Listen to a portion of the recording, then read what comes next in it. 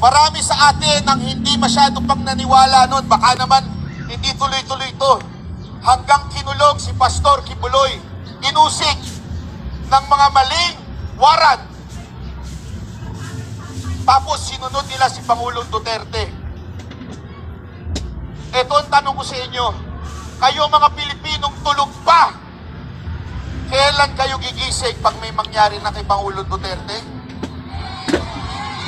Kung may mangyari na kay VP Sara at ikulong din siya, kailan kayo magigising? Kaya mga kababayan, nananawagan po ako sa inyo, imulat natin ang mata ng mga kababayan natin. Dahil ako naniniwala sa iba't ibang parte ng probinsya, nagising na po sila. Kaya mga kababayan, ngayong araw to meron lang ako isang tatawagin. Itong tao na to, noong pasasalamat sa Luneta, ay binu. Bakit? Nakinig siya kay Pangulong Duterte na huwag iboto ang bangat. Alam niyo po, bago mag-eleksyon noong 2022, 3 beses po ako pinatawag ni Pangulong Duterte at nag-uusap ng kikwentuhan. At tinanong ko sa kanya kung sino ba talaga ang gusto niyang maging susunod na Pangulo.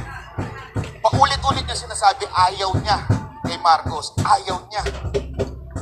Pero alam ko na mabigat ang laban. Bakit? Naandun yung anak niya. Alam ko maraming magagalit sa amin pag hindi kami nag-Marcos. Dahil kami po ay nasa community din. Ilang beses po kami nakapunta sa bahay niya. Pero nakinig po kami kay Pangulong Duterte.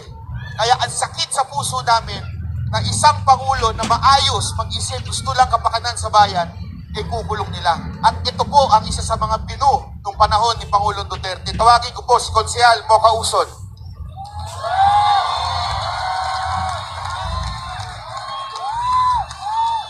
Duterte! Duterte!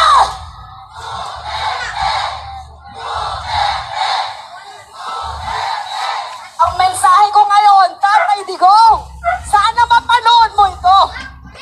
Hindi ka nang iniwanan. Tatay Digong, hindi mo kami iniwanan.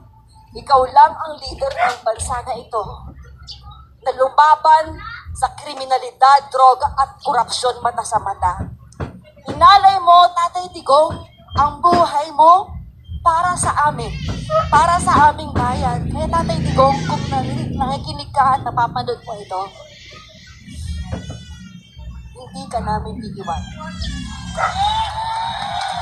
Tatay Digong, kahit nandyan ka, mag-isa sa The Hague, the Netherlands, kasama mo kami. Lagi kang nasa aming panalangin.